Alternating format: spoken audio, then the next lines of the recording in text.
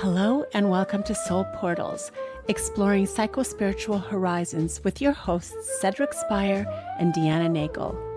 Cedric is an author and therapist who developed the interview guidance model and is a pathfinder in the psychospiritual realm.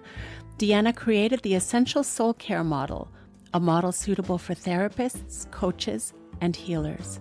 The monthly episodes of Soul Portals feature guests sharing insights from their personal paths and professional practices. Thank you for tuning in for the Soul Talk with all kinds of trailblazing teachers and guides as Cedric, Deanna, and guests explore new evolutionary landscapes.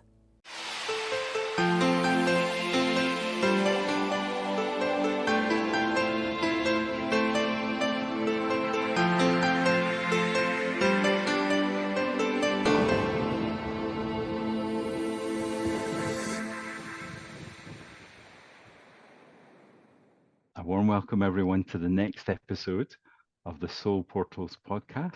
And over to Cedric Spire to get started on this episode. Welcome again, the June episode. And we call it Soul Portals. Well, our special guest is the portal. The person is the portal. And the person is Laura Mazzata this month. And we usually I have an opening invocation that goes like this. May the spirit flow freely through this conversation, allowing it to be both energizing and edifying. And then the opening quote, Laura, you can correct me if I'm wrong. This is my impression of your vocation, well, part of your vocation. Because your vocation has a lot of breadth to it. It's from a book by a renowned Sufi awakening, a Sufi experience. And he says, becoming more skilled in the art of illumination catalyzes transformation.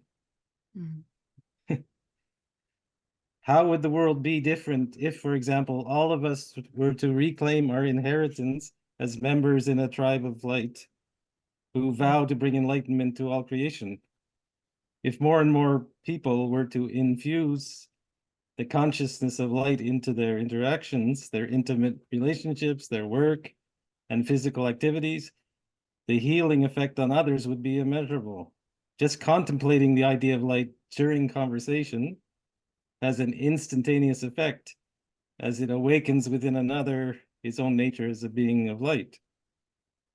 Here's the crossover to therapy. Even if that person is materialistic or filled with anger, steadfastly maintaining the light in one's own soul reinforces the light within him as well.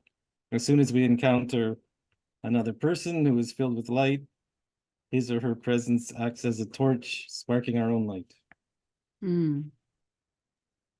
That's Lovely. beautiful. Thank you. Except for your shadow work, does that describe? Yeah, that's perfect. Thank you. Yeah, because we have a can opener question. How would you describe your essential spiritual practice? So that's the preview. Okay. Yeah. Thank you. And then I found something in your own words that for me, like a complete nutshell of your mission. And it's merged the human and divine in a sustainable way. So that got my attention as like capsule summary of everything you do. Merge the human and divine in a sustainable way. That is entirely what I do. Thank you. Okay. Over to you, Deanna. So, Laura, I know that you are a licensed therapist, social worker. And many of us who are called to that work are called because we want to be a light worker, or our soul calls us there. But I'm curious, you're much more than a social worker. So I'm curious about the soul in your vocation and how that rolled out in a few sentences about how you title your role and profession at this point. Yeah. I mean, for me, it was a deep knowing that there was There was a greater depth that we can access that was not able to be accessed through traditional mental health approaches. And it was calling me for my own personal healing. And as I witnessed the expansion in myself and in my clients and loved ones, it was impossible for me to not speak a deeper truth and invite people into the same. That's awesome. Could you say who or what influenced you the most in that transition? I mean, And the transition to what I'm doing now. yeah. Like, did you have a mentor or did you have a model that influenced you? My soul. Because what happened was, I mean, I got sepsis and it changed my life. So that's what happened. And it woke me up to a level of personal resilience and strength and power and love and expansion that I didn't even know existed, even after being a therapist for 20 years. And it was, my body was my biggest teacher up until my soul started to show itself a little bit more brilliantly as I healed. So that crisis was a portal to gaining soul strength, right? Big time. I've always been very spiritual, but this skyrocketed it and made it central. So is that the point that you became acquainted with the Akashic Records? Can you talk about that a little bit? Because I know that you offer that service. Yeah, sure. So what happened was, after, I guess it was about 1.5 years or 2 after I'd had sepsis, I still wasn't really functioning. I was very sick and had a lot of damage to my body. And I was told that I was just going to keep getting worse. And I had always been such a people pleaser and a rule follower. And I just thought, yeah, I don't believe you. And it was the first time that I felt I was really defiant. And I was like, no, I'm just going to figure out my own way. And so I started doing natural healing and I became a Reiki master teacher and I loved it. But I kept getting called to the Akashic Records, even though consciously I didn't understand what they were. And it didn't make any logical sense to me because I was still very much in my logical mind at the time. But then I just started listening and started playing with it and connecting and developing a relationship with that space. And what I noticed was that when I would be in the Akashic Records, I would have no symptoms. And then when I would close the records, I would be super energized. And so I didn't understand it yet, but I knew it was deep medicine that was sustaining me. And so I made it my intention to learn more about it and to integrate it more into how I was already operating. Can you, just for those that may not know, same question. Can you explain what the Akashic Records are? Sure. Yeah, they're Akashic Records for dummies. Yes, let's do it. So it's like a spiritual library in the clouds. So I like to visualize, I'm a very visual learner. I like to visualize a library up there in the clouds that's got this light cast through it. And the librarians are your angels and your loved ones who have passed and your guides and ascended masters. And basically when you open your own Akashic record, which we do through ritual and meditative practice, you have access to all the information about your soul from the time it first sparked, through past lives, if you believe in them, current life, future lives. And so I like to call it Google for the soul, right? This is a place where you have a question about anything along your soul's journey and what makes you the unique flavor that you are. That's the place to ask it. But it's also just a place where you are attuning to a frequency, a vibration that is higher dimensional, higher consciousness, divine perspective, and allowing your human to very gradually become more divine as you spend more time in this space and align with that frequency. It also includes humanity's records of what everyone's done, what everyone's thought about. Correct. So you can enter, basically everybody's Akashic record contributes to the collective consciousness. So every person's Akashic record is kind of like a microcosm of the larger consciousness. So every time you're shifting your record, you're also depositing information into the collective record. So you're really solidly psycho-spiritual. Oh yeah, very much so. Well, and there's a question actually in the chat. Where were you trained for the Akashic Records? So I did my certification with the Akashic Academy with Emily Harrison. And then I started my own Akashic certification program, and I did that for a while. And I also joined a membership with Kara Melindy so that I could just go in consistently, just to hold me accountable. And that was really helpful, just to have something to really invite me in regularly so that I could repeatedly attune to it. And not that you ever lose this, but I wanted to keep my momentum going. So that was really helpful, which is why I created a membership and a certification of my own, because I feel like they're really supportive in the human, because anybody can do this by themselves, right? We're working with the divine, but it can be really, really helpful to have a bit of a holding place and a structure when you're learning and getting accustomed to it. How I do think you, that, sorry, go ahead. I was going to say, how do you work with people who have a belief system that they're entrenched in, and this vocabulary is all new to them, even though they might be drawn to you for some reason? Yeah, I think it's one of the things that I love about this work so much, and how it's shifted my work from being a traditional therapist, is that I'm not just witnessing the stories that they tell or how they're showing up in person. I can directly tap into their soul and be able to feel into where their soul is guiding them. And so their soul might be guiding them down a pathway that has nothing to do with the Akashic records, that has nothing to do with what I'm doing, right?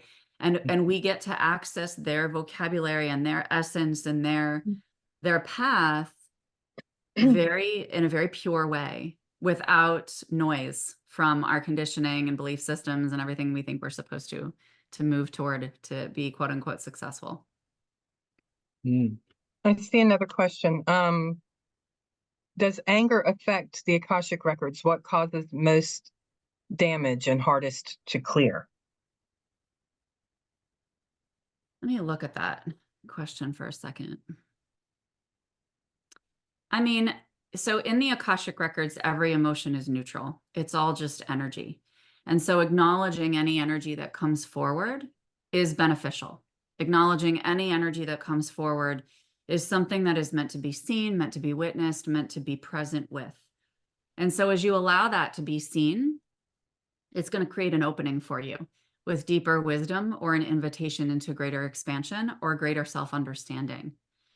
In terms of damage, I personally don't believe that we create any kind of damage in our Akashic records. Everything is a progression forward. And I think that when we look at ourselves as damaged, or parts of us as damaged, we are rejecting a part of ourselves instead of bringing that into acceptance and enfoldment into the wholeness of who we are, because we're weaving all of these layers and parts of us into what we're becoming. So I hope that answered your question. Let me know. Yeah, and So I hear that's- there's a that's- real interface with their traditional therapy there, right? In the holistic self-acceptance, and yeah. And that's what happened. Your watershed moment was allowing the Akashic records to, you were able to view yourself more purely instead of with damage or with disease. Tell me about it. And that's the thing, you know, I was doing all the work, right? I was doing everything I was supposed to be doing, and I wasn't getting better, you know. And then I realized that I was trying, I was forcing, and I was in this mode of, I can heal myself. Yes, I can. I'll show them, kind of, you know, but it was forced. It was desperate, you know, rather than coming from this space of allowing what my body was desiring to express to me to really be heard and seen and witnessed and accepted and loved, and to fall in love with the process of healing and falling in love with the process of taking care of my body, instead of checking off the checklist because I need to stay stable. And you did this all on your own without any guide at the time? For the most part. I mean, I worked with a couple of Reiki practitioners here and there, but I did a lot of my own self-study and really wanted spirit to guide me, because it's very exciting and fun to start to explore all of these aspects of the divine and all of these magical things we can do to heal ourselves. But it can also get confusing and serve as a distraction.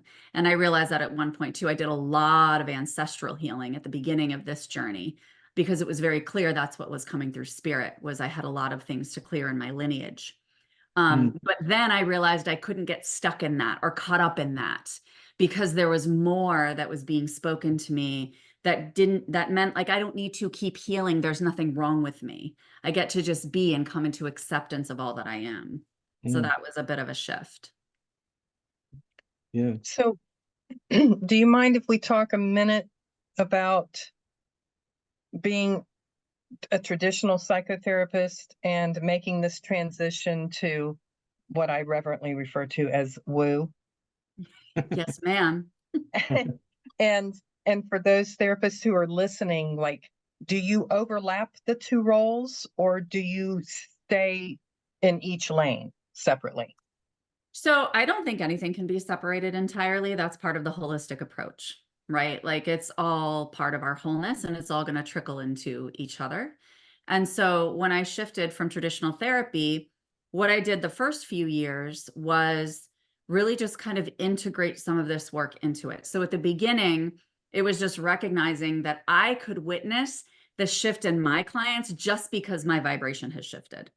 Nothing else changed, right? And so they were receiving differently from me because I was coming from a different frequency.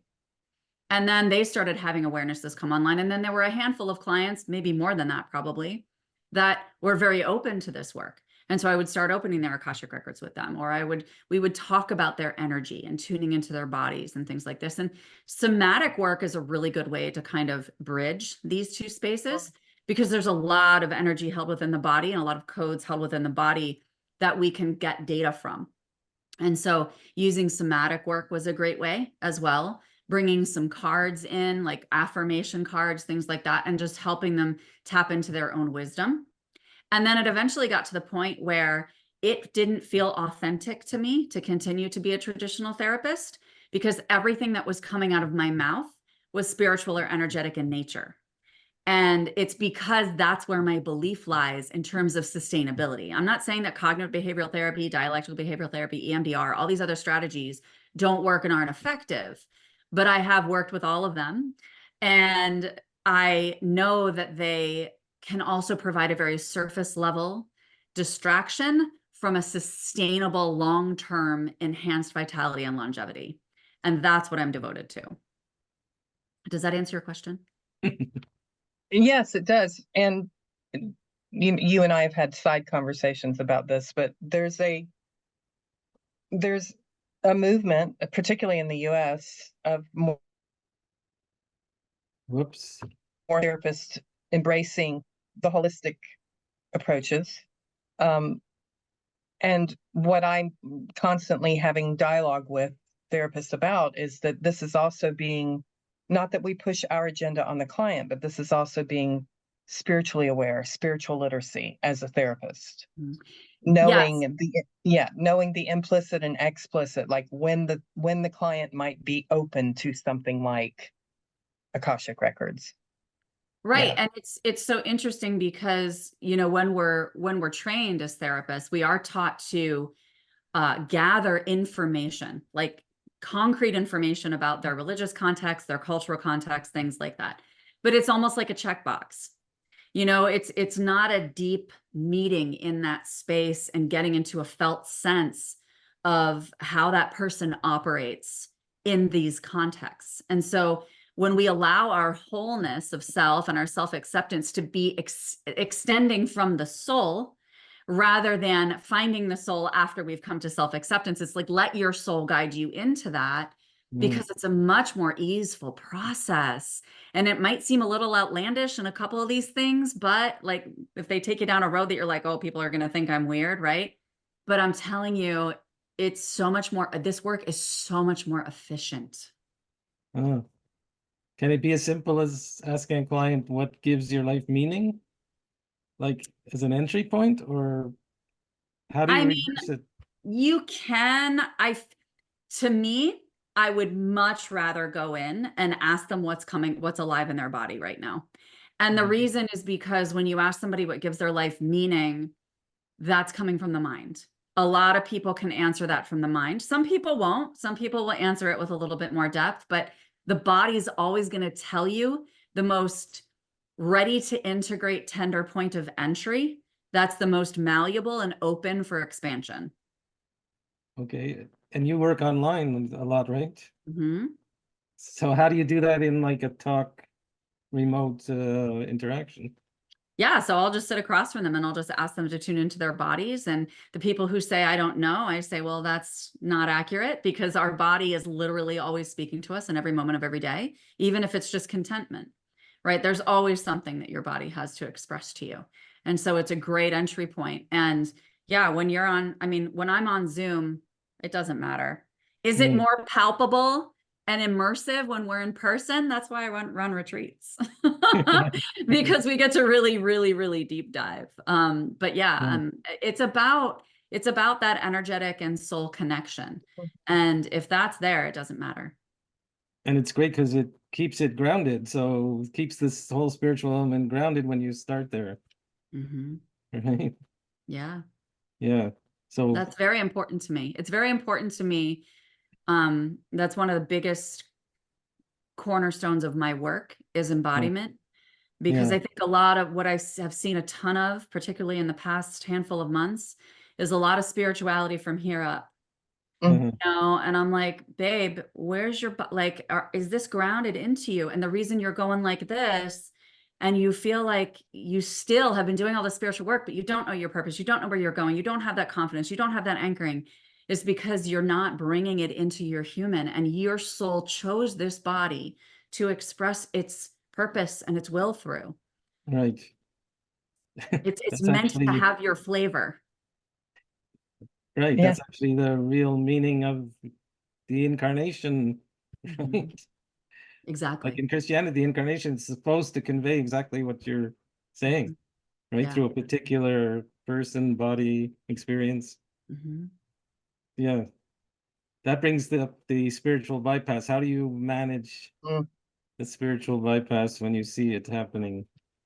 I mean, Oh yeah, I see that all the time, and I just call people on it very gently. I mean, I'm just like, I can just tell that you're really trying to make sense of your spirituality.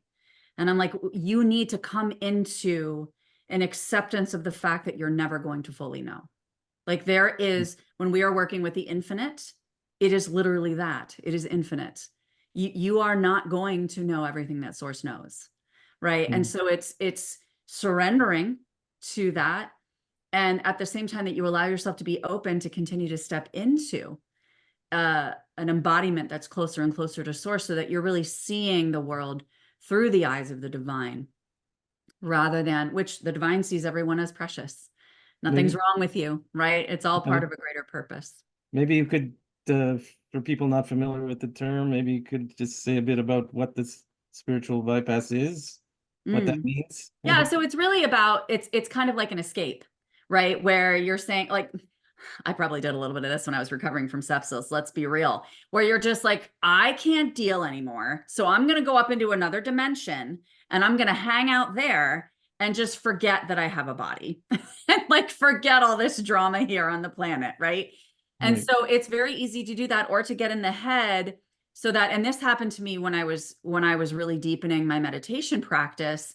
And then when it dawned on me, I was like, oh, Laura Mazzata, we're not doing this, because I was realizing like I really wanted to be the best meditator. I was like, I'm going to be the best meditator, right? And I was like, that's not, I could tell that it was very ego attached, And so it's recognizing anywhere that you have attachments to, well, I want to learn this because, like, why?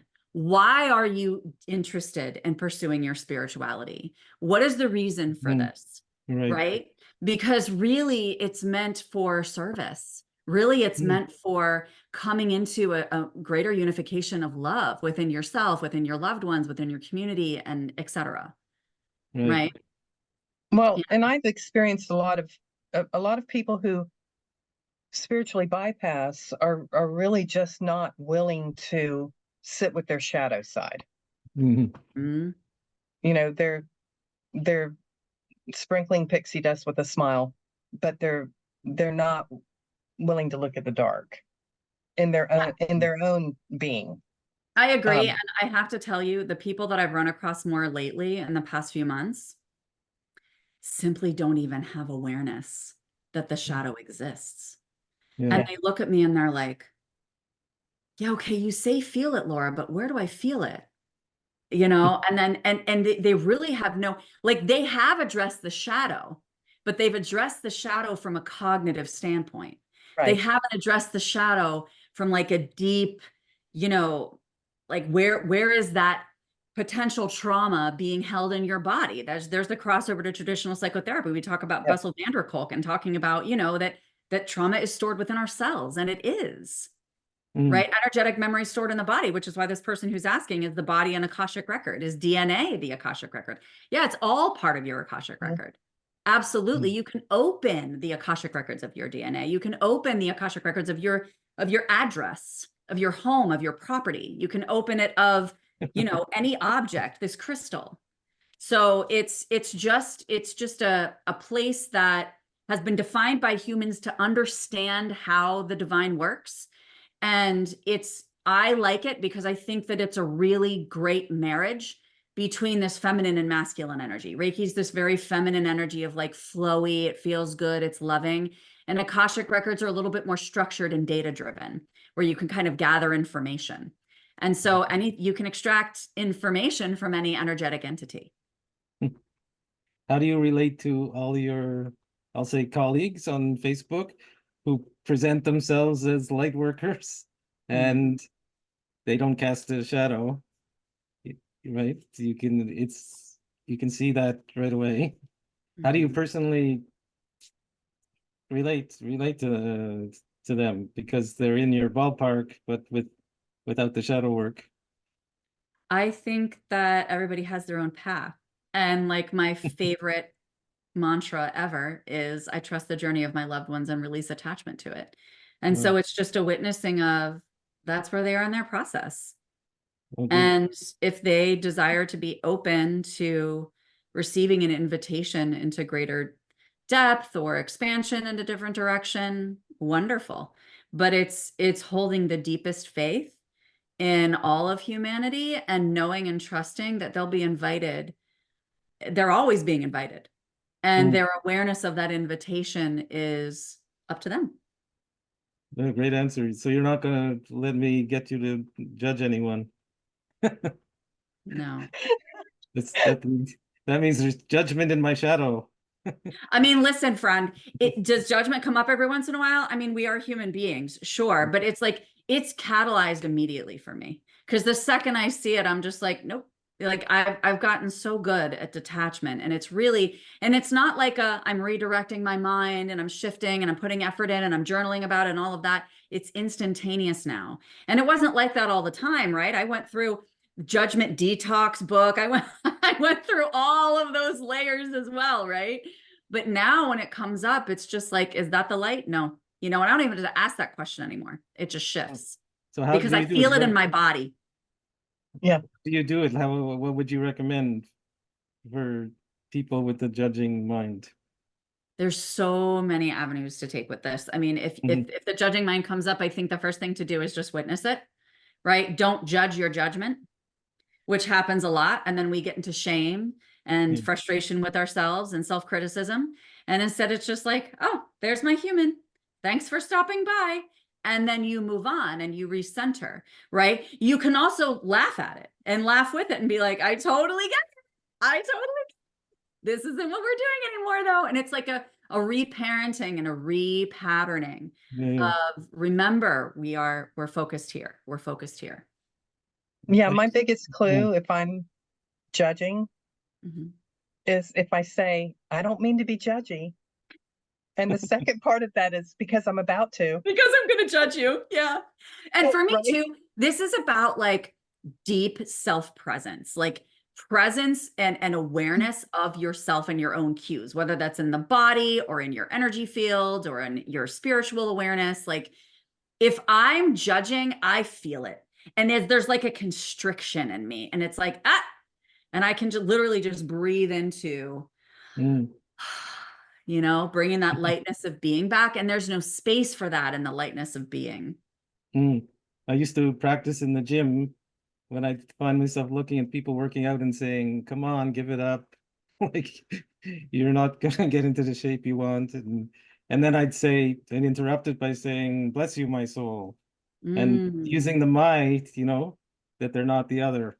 I really love that. And I also think that that's a great example because you're talking about comparison, which we all fall into. And it's beautiful because when you look at that, there's medicine in what you're judging as well. And so you can look at that and recognize that your scrutiny is highlighting what you just said earlier. Clearly, there's some kind of judgment in my consciousness, right? Like it's highlighting where your desire is not being fully honored by you or fully executed. And so it's like, oh, okay, I'm criticizing this person, but there's clearly something there that I desire or that I covet. And then you get to be with that. Is the shadow only the dark side, or is the, because some definitions are whatever you exclude and shut out? Like, so what's your view of the shadow? I mean, you're going to ask me. Yeah. I don't think there is a shadow. I think that that's a term that people have placed on things that they consider heavy, uncomfortable, negative, which is a judgment. Instead, I feel like I look at it less as shadow and more as I'm going to meet myself in whatever I'm in.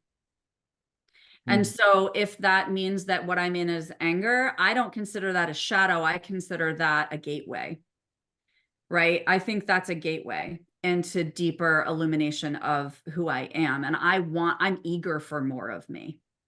And so I think that for me, it's about that devotion to self and devotion to expansion. And if that's there, shadow doesn't really need to exist, because if it's meant to arise, if something's in you that's meant to arise and be seen, it's going to come up. And if you're in a welcoming space of, hey, come on in, let's have some cake. Like, come on, hang out. You're allowed to be here. You know what I mean? Like, you're not shunning any parts of you. And I think even labeling it shadow to me almost feels like we're placing it in this like squashing position. And that's a part of us. You know the Rumi poem, The Guest House? Oh, yes. I love that poem. I knew you would. Yeah. Yeah, we can post that. Yes. So if I can venture a little philosophical question, like you might be in the camp that evil is the absence of good, evil is not any kind of presence in itself. Right? Correct. And yeah, that becomes hard when you look at, what appears to be pure evil. Oh, Like there was a book about it by Scott Peck, right? People of the Lie, where he said, of the many, many clients he had, most are pathological. That can look evil, but it's actually pathological. But he said there were a few who were evil, and that book was controversial, but it's actually a great book. Yeah. People of the Lie. Well, but in order to embrace the idea of good and evil, you have to embrace a dualistic theology or existence. So I can see how some people would be more easily dismissive of the good evil conundrum. Yeah. And I think that's why I think it's, when we look at this from like unity consciousness or oneness, that everything is, right? Duality still exists. It's just that it's not wrong. There's not like a wrong or a right. Like I always liken it to magnets, right? There's a positive and a negative pole of the magnet. One is not better than the other. One is not wrong and one is right. But they're both necessary to attract one another, to create electricity, to power and move and create momentum, right? And so it's like being in recognition of whatever comes forward without necessarily labeling it, but being able to say, yeah, like this is what's being presented right now. And again, just not being in judgment of it and recognizing that it's all fuel, even if it's extremely uncomfortable and nauseating to the human. And that's like in Michael Singer's book, The Surrender Experiment, he talks about releasing egoic preference, like releasing the preference of the ego. Like, this is uncomfortable to me. I hate this. Go ahead. You're allowed to hate it. Right. But there's also that deep trust in what is and what's being created. And that's a challenging surrender, especially when we're looking at the world in the state that it is sometimes. Oh yeah. I was going to say earlier, Ramdas had a great definition of insanity, which was using any one level to push away the others. Mm.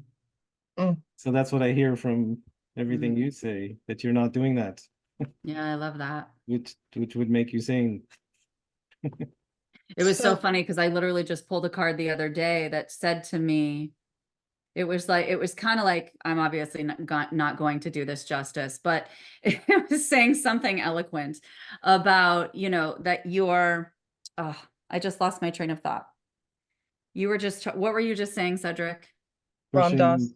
one level, using any one level to push away the others. Mm. No, it was a specific word you used. That's okay. Don't worry about it. Not important. It'll come back if it's meant. It's in the Akashic record. It is. It's there. So, Laura, I wanna shift gears a little bit, Yeah. though it's not a complete shift. I know from your work that you, while you're endeared to the Akashic records Mm. as a method of achieving holistic mental health, Mhm. that you are also very open to many holistic approaches. Mhm. And can you talk a little bit about your efforts in harnessing that for others? Yeah, it's very customized. And that's why, you know, I feel when I invite people into my programs and things, it's very much around, you know, kind of where are you right now? What are you looking toward? What is it that you desire to resolve? Because every single person's different and every single person is going to respond to different modalities in a different way. You know, some people love tapping, some people hate it. Some people love theta healing, some people don't get anything out of it. Some people love the emotion code. And so I think it's just being able to not only tune into their soul and allow that to guide, but also to feel into their nervous system, their body, kind of what they're, because especially people who have gone through immense trauma, they may not be in a space to feel safe enough to be able to sink into a receptivity and an allowing. And being able to even have the conversation we're having today, they're just going to be like, listen, I am way too hypervigilant. I can't even process what's coming out of your mouth. And so it's being able to meet them where they are. And sometimes we need to start with the body. Sometimes we need to start with nervous system regulation and anchoring safety. And sometimes we can start right off in the Akash or right off with their soul, right? But everybody's modality is very different. And what's so cool is that every single week of my life, a new cool one comes up that I haven't seen before, because we're working with the infinite. And I'm just like, ooh, they've never brought this through like this before. And it's really fun because you get to see how these energies work uniquely through people, you know, and some of them are through shamanism or, you know, plant medicine, or, you know, there's a lot of different layers that people play with. That brings Well, us I to mean, the book that you just edited, where you had many chapters on many different modalities. Mm-hmm. Exactly. And that's exactly. Thank you, Deanna. That's volume 2 of Holistic Mental Health. And I swear I could publish one every year and never be done with it, because we're always learning more. But it's the intention there is exactly what we just talked about, is that I originally started that project because God was inviting me into being kind of a liaison to connect people to practitioners that they felt like totally spoke their language and saw them for who they were. And they felt like, oh my gosh, finally someone who gets me. And that they could click with that person and feel support, especially for people who have avoided the traditional mental health system for whatever reason, or felt like it hasn't helped them entirely. And it really gives them a taste of not only connections that they can make, but tools that they can use and start to practice and actualize, that they can feel into what works for them and what doesn't. Well, and so going back to the Akashic records for a minute, you, I see all of these various modalities and tools and the facilitators of those modalities and tools as gifted. Mm-hmm. So, and for instance, I've taken an Akashic records course. I've had Akashic readings, but I'm not that girl that's going to do an Akashic reading with anybody, because that's not my gift. Correct. And But the other, so your gift is Akashic Records, but your other gift is finding the tribe of people who have their gifts and Mhm. allowing them to share. And in this respect, it's in the form of a book. But that, translates to podcasts and interviews and, a lot of other things. But you have that gift of bringing us together to talk about our gift and then allowing us to give people some self-help tools that don't require any facilitation. And I think that's why I was so endeared to your book project. Because it's, it's not a how-to, it's here's a whole book of different tools that might resonate with you. Some will, some won't. Right. And you know what it is too? I'm so glad you brought that up because first of all, for any of you who study human design, I don't know if any of you do, but I am a 4-6 profile, which means that I'm all about networking and community. And that's how I develop, right? In this particular incarnation.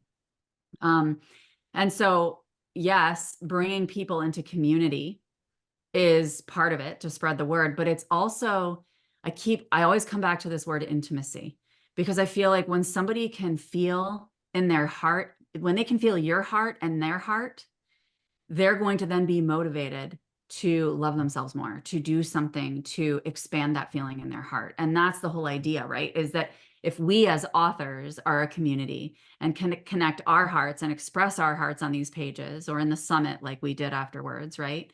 Then we're really opening ourselves and allowing people to witness and feel an intimacy with us that invites them into intimacy with themselves. And that, I think, is the cornerstone of it. Do you know the Enneagram? Yes. So which type are you on the Enneagram? I'm a 3. Okay.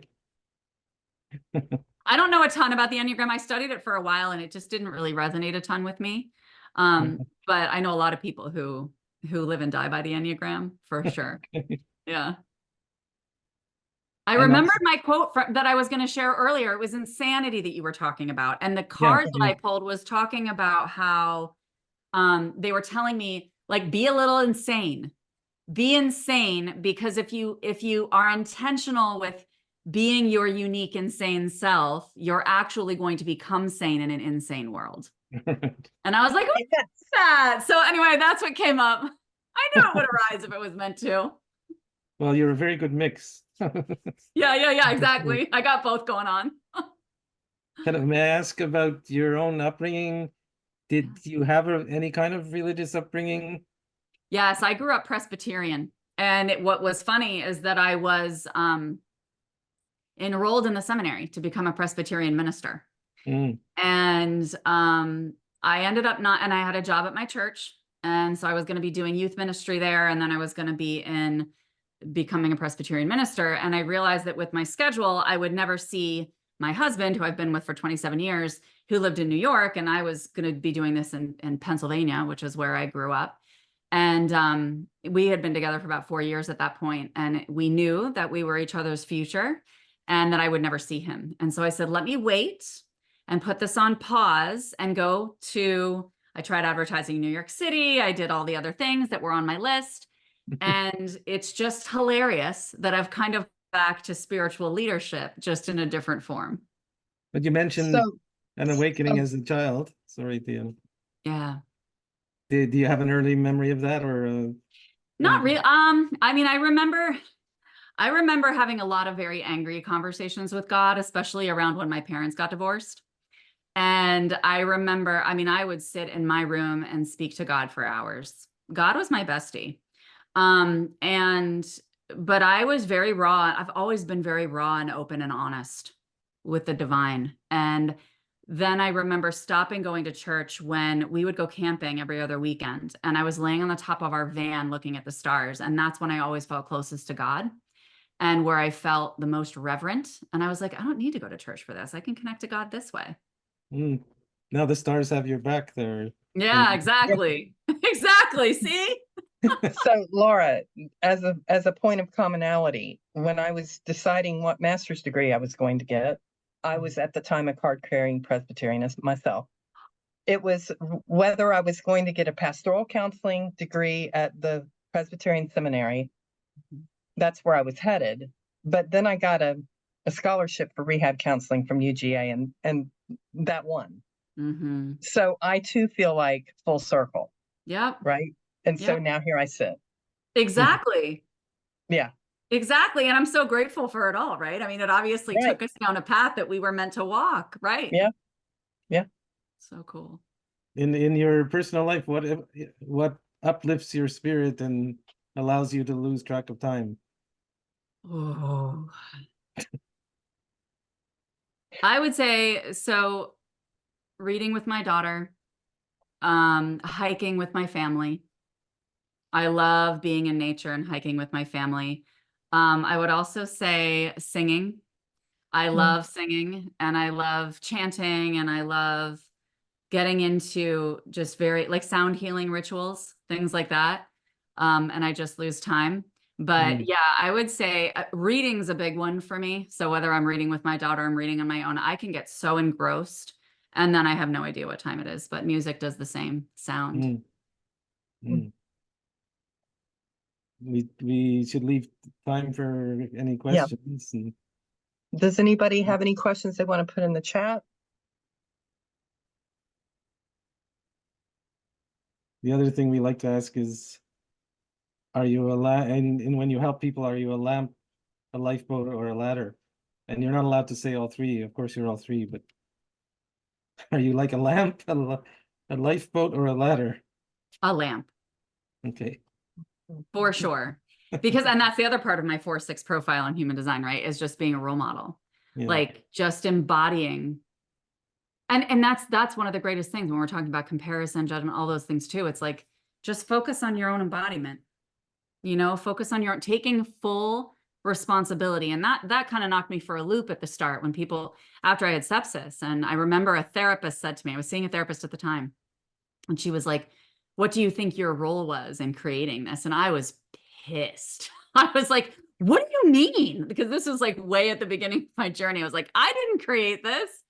But it's taking full responsibility for your own vibe, for your own confidence, stability, vitality, etc. And from there, the people witness. I used to be a lifeboat though, when I was a bleeding heart social worker. Yes. And then I learned boundaries. And then trying to save other people meant I was trying to save myself. And I was like, oh, okay. I think a lot of us go into the field as lifeboats. Yes. Yeah. 100%.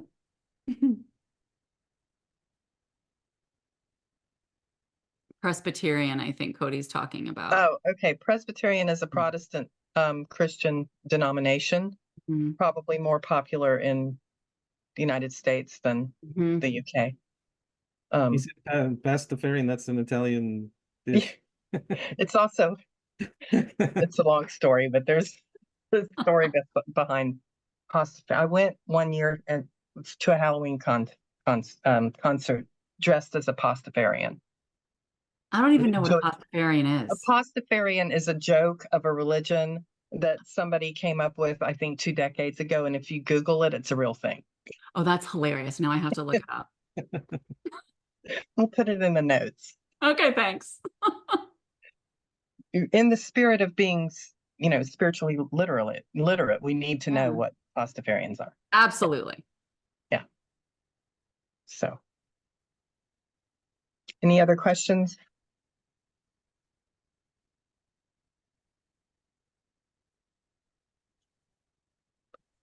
Okay. Well, I'm going to ask the big question. Because I'm curious. Yes, ma'am. What is your favorite or most influential movie and or book? Oh, that's so stressful. That is so stressful. Or song. Or song, yeah. Ooh, Or song. Okay. Thank you, Cedric. Because Yes. you hear. So song, I would have to choose Gratitude by Brandon Lake. Because, makes me want to cry. That helped me so much when I was recovering, because he talks about how it says, "Come on, my soul, don't you get shy on me. Lift up your lungs, or lift up your voice, because you've got a lion inside of those lungs." And really what it told me was, stop laying on your butt and being a victim, right? Like, open your mouth. God has things to send through you. I don't care how you feel. You've got a voice, you've got a heart, you've got a soul inside of there, regardless of how you feel.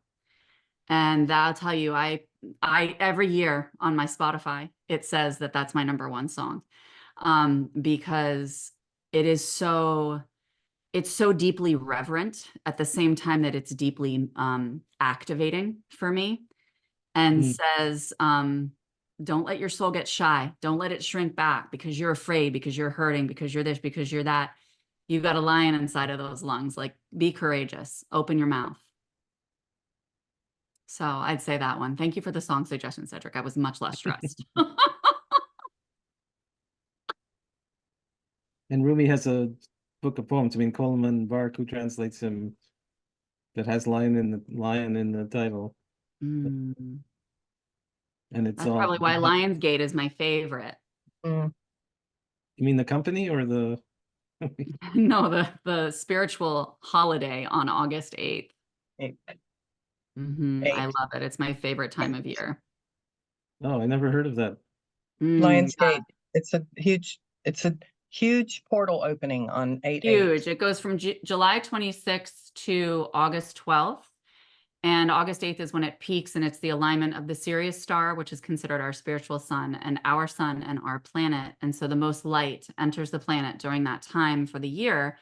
And it was really coined by the ancient Egyptians, because the ancient Egyptians considered it a very prosperous time, because of all the light coming in. It was always when the Nile would overflow and really enrich the fields of harvest. And so they got like a really, really solid harvest.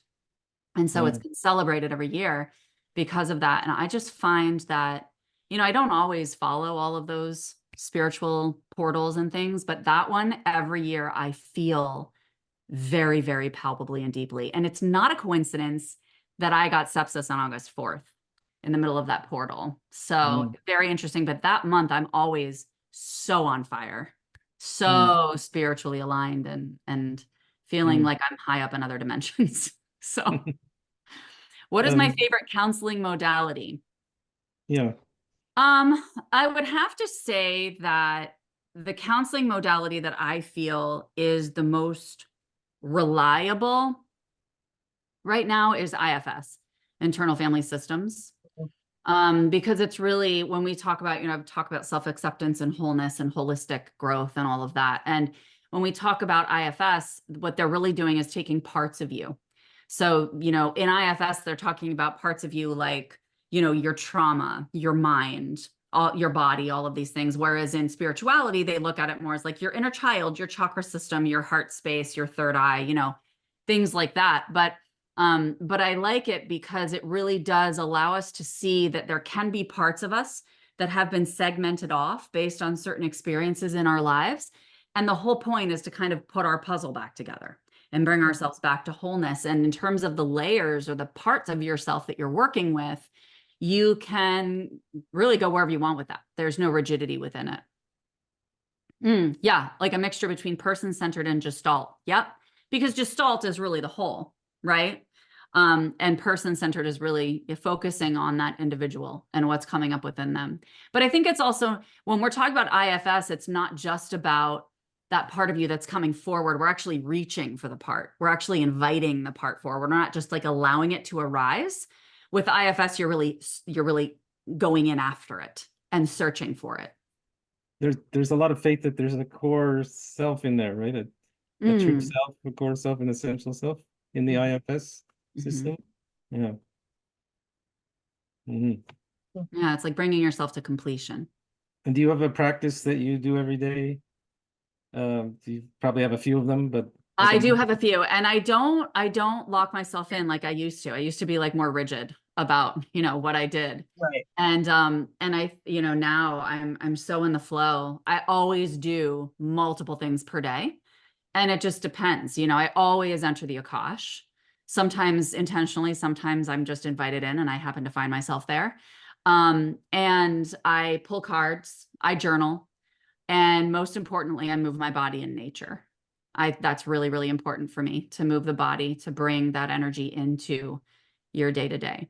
And I think for me, it is being really intentional about choosing joy moment to moment and being in presence with my body and allowing it to guide me. Well, this might be the last question, but how do you find time for everything that you do? Right. So it's funny because when I was a traditional therapist, I used to be so neurotic about time and my schedule. And I would be like counting my clients and figuring out when I could fit people in. And I just never felt like I had enough time. And then I just started setting aside intentional space. And I was like, I can do whatever I want with that space. It can be 2 minutes, it can be 5 minutes. I can eat chocolate and just sit there and just like eat chocolate if I want. But I'm opening space because I'm going to show the universe that I'm being intentional about space. And it's wild when you do that, it opens. More space opens. It's wild. And now what I do, which is brilliant for my nervous system and otherwise, is that when things come in that feel kind of harried, either in my mind or in my nervous system, I remind myself immediately, I'm like, I can access spaciousness in any moment of any day. I can access it within the body. And so that's what I do. I can create space, and it is my responsibility to bring in that vibration and frequency of spaciousness to embody, no matter where I am or what I'm doing. And the more that I choose that frequency, it's wild how it just arrives. And then I get to a point where I'm like, I don't feel like I'm doing anything. I feel like I have so much space. What happened? And I realize that it's because of the work I've done, but now I'm freaking out because I'm like, wait, aren't I supposed to be doing something? And so it's just multiple iterations of like adjusting to spaciousness. That calls for a workshop because we all suffer from information overload and time management. That would be a great, teaching workshop seminar. Thank you. I'll jot that down. Well, time and space are not linear. Correct. So yeah, we've been trained to follow the time master, and that's just one lens to view that from. So speaking of time, we're at 12:59 EST. The time master says. Exactly. So, Laura, can you do the closing blessing? Yeah, absolutely. Just taking a nice deep breath in together. Placing a hand on the heart space and just deeply honoring your receptivity and openness to what was shared here today. Allowing yourself to receive whatever came forward for you in a way that is felt and the way that comes through sensation, so that your body remembers. So it's something that you can always access and know that the depth will continue to unfold and expand who you are. And just in deep reverence for the beauty that is unfolding into your becoming. And whenever you feel ready, you can open your eyes. As it is said, so shall it be. Thank you so much. You're so welcome. Thank you guys for having me. This was wonderful. Yeah. Cody says amen. Amen. What a wonderful conversation. Thank you so much. Really appreciate that. And thank you for the colleagues that have been here with us too for this last hour. We really appreciate your presence, and Jeff and Erwin for making sure all the tech is working. Also essential in these experiences.